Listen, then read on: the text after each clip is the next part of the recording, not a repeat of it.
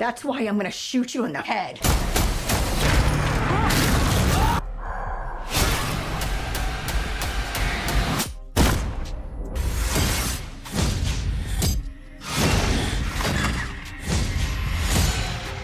Really like to hear from you after all this time. This isn't a casual horror list. This is dread, brutality, pure nightmare fuel. 15 films that hit hard. Some with gore, some with atmosphere, some of the kind of tension that crawls under your skin and stays there. If you think you've seen it all, think again. Lock in, lights off. Let's count down the most disturbing horror movies right now. Number 15, Terrifier 3. Art the Clown is back, and this time, it's Christmas. Scaring my kid. Yeah, he's scaring me too. Hey, Santa's handing out presents!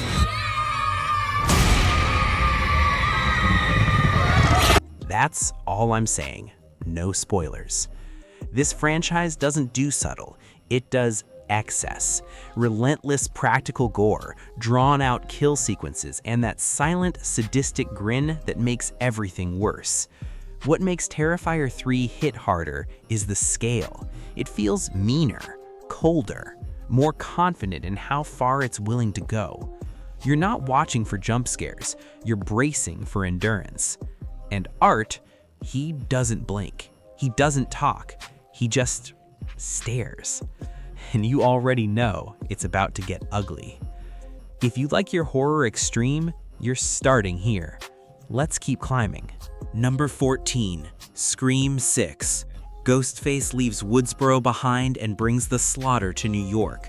New city, bigger scale, same masked nightmare. Only this time, nowhere feels safe. That's why I'm gonna shoot you in the head. You want me in the mask. Maybe. So let's finish this. Guy?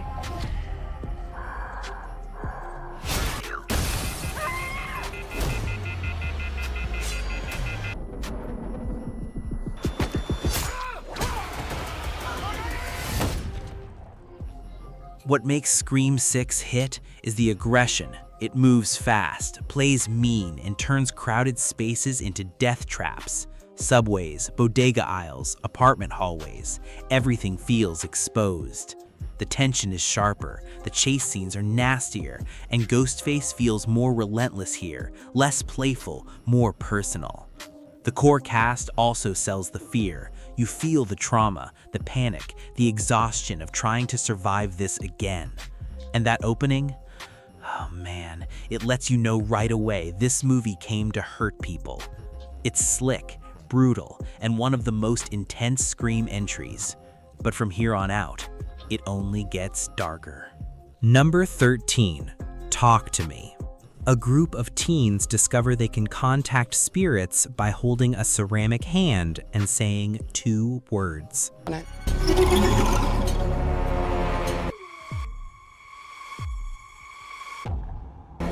Now say,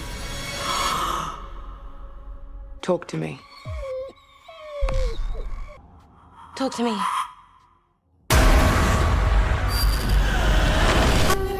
I could see and feel everything on the other side. Simple concept, terrifying execution. Talk to Me moves quick. Party energy, viral thrill, then sudden dread. The possession scenes feel disturbingly real. No over-the-top theatrics, just raw, uncomfortable physicality. You see the fear behind the eyes. You feel when something goes wrong. And when the rules get pushed, the tone shifts fast. Fun turns into panic. The camera doesn't flinch, neither do the consequences.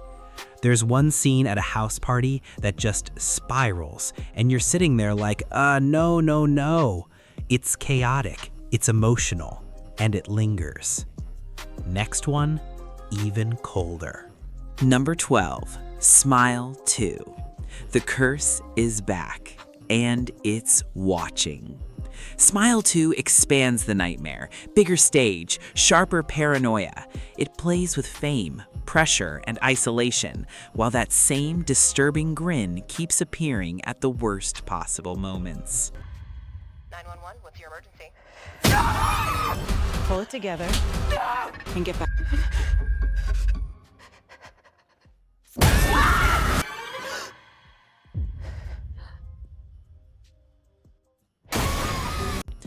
What makes this sequel hit is atmosphere, long silences, background movement, that creeping feeling someone's standing just out of frame. And when it snaps, the jump scares are vicious. But it's the psychological spiral that sticks. You start questioning what's real. So does the main character. And the smile. It's worse when it's subtle. It's slick, mean, and designed to get under your skin. Let's step into something slower and far more brutal. Number 11, In a Violent Nature. This one flips the slasher formula. We follow the killer. Minimal dialogue, long tracking shots, forest silence. You're not with the victims. You're behind the mask, watching, waiting.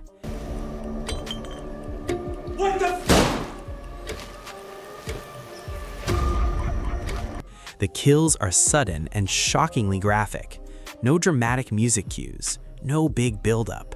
Just raw, practical brutality that feels disturbingly grounded.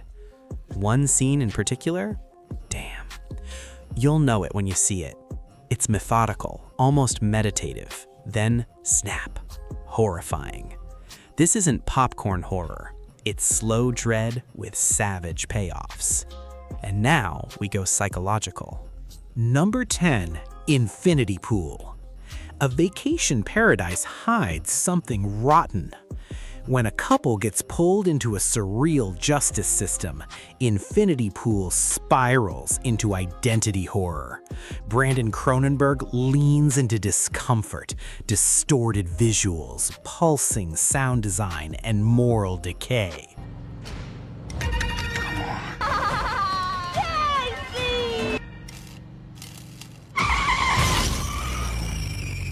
Blood. Show me how strong you are.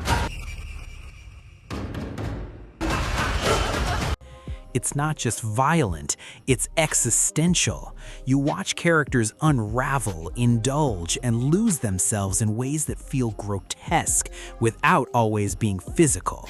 There's a party sequence that feels like a fever dream. Neon lights, masks, chaos, and you're just sitting there like, this is unhinged. It's disturbing in a cerebral way, stylish, cold. Next one, pure human cruelty. Number 9, The Seasoning House. This one is hard to watch.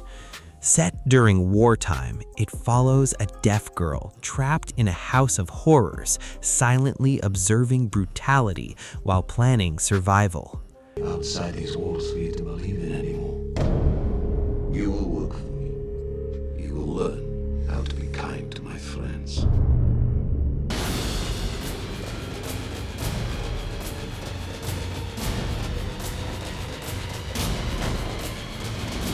There are no flashy scares, no supernatural twists, just tension, oppression, and the constant threat of violence. The camera forces you to sit in the discomfort. What makes it terrifying is restraint.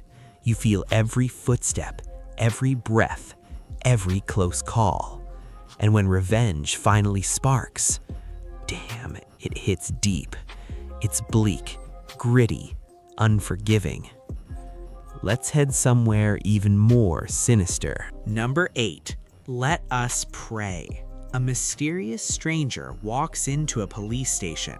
Then everything starts unraveling. No, what exactly? That the price of our sins is paid for in blood. I didn't even see her. Butchered his whole family. Bastards. Every last one. So who's first? The bills we have to pay. How does he know? What have you done, right? Go to hell. Why bother? This is contained horror done right. One location, rising tension, a presence that seems to know everyone's sins. The film builds with quiet menace, fluorescent lights, locked doors, interrogation rooms that suddenly feel like confessionals, and Liam Cunningham, commanding, calm, terrifying. You're constantly wondering who or what he really is, and when the violence hits, it's sharp and purposeful. There's a reveal midway that made me go, ah, okay, this just got biblical. Dark, claustrophobic, mean. Now we go underground. Number 7, The Cave. Trapped underwater, no way out. You're stuck in the water! Everybody in a circle! Just cave system. Oh, God. The Cave plays on primal fears, tight spaces, pitch black water, creatures lurking where your light can't reach. The tension builds with every dive, oxygen running low, passages narrowing, panic rising, and when something moves in the dark, it's quick, brutal.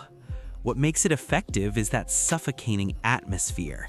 You feel the weight of the rock overhead, the isolation, the helplessness. There's one underwater sequence where everything goes silent and you're just thinking, that's it, we're not making it out. Claustrophobic horror done right. Let's shift to suburbia. Number 6, Disturbia. Rear window paranoia with a modern edge. A teen under house arrest starts spying on their neighbors and becomes convinced one of them is a killer.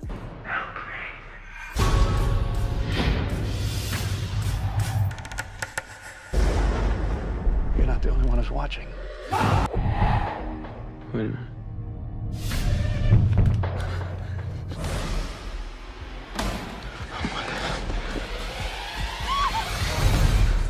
It starts playful, curious, then suspicion creeps in. The tension builds through small details, a missing person, strange behavior, too many coincidences. What sells it is the escalation. Once the threat feels real, the suburban safety net disappears, and the final act, tight, suspenseful, personal.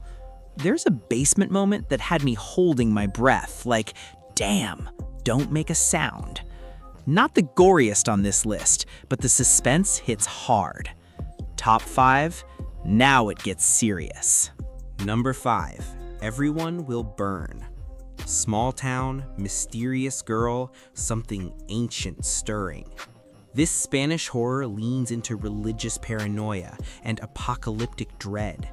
It's moody, deliberate, and soaked in unease. The performance is grounded, especially the central child role. Calm, unsettling, watching everything.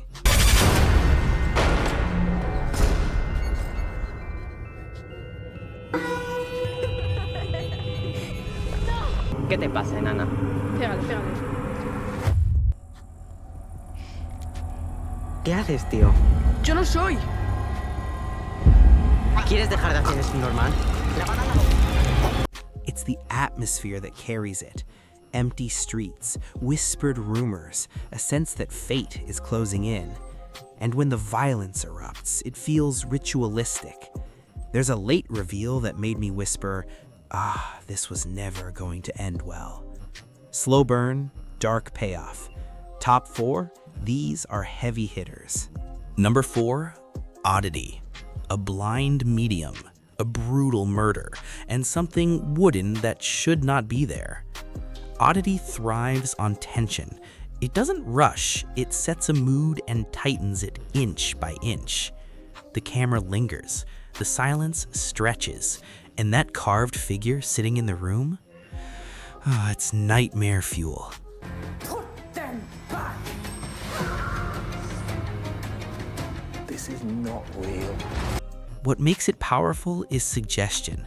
You're constantly scanning the background, waiting for movement. And when it finally delivers, it's sharp and earned. This one creeps under your skin quietly, then stays there. Top 3, no filler now. Number 3, Longlegs, a serial killer thriller soaked in dread. Longlegs feels cursed from the first frame. Cold colors, empty spaces, and Nicolas Cage delivering something deeply wrong.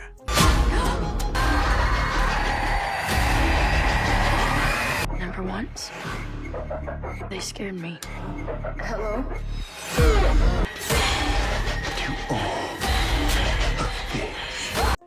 The investigation unfolds slowly, methodically, but every clue leads somewhere darker. There's an occult undercurrent that never fully explains itself. It just festers. Nicolas Cage's presence is the real terror. The voice, the stare, the unpredictability. Damn, every scene with him feels unstable. It's procedural horror with a satanic pulse. And the top 2, devastating. Number 2, Hereditary. Grief turns into something unspeakable. She had private rituals, private friends. I recognize you from your mother. What?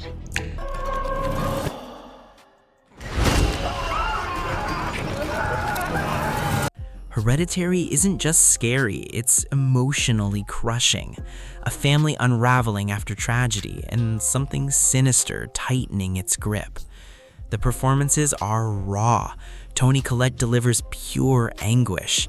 The dinner scene alone, explosive. But it's the atmosphere that destroys you. Dark corners, miniatures mirroring reality. That ceiling shot, you know the one. It builds slowly, carefully, then drops you into full-blown nightmare territory. A modern masterpiece. But number 1, it's merciless. Number 1, When Evil Lurks. This is possession horror with no safety net. Set in rural Argentina, 2 brothers discover a man rotting with demonic infection, and everything spirals from there.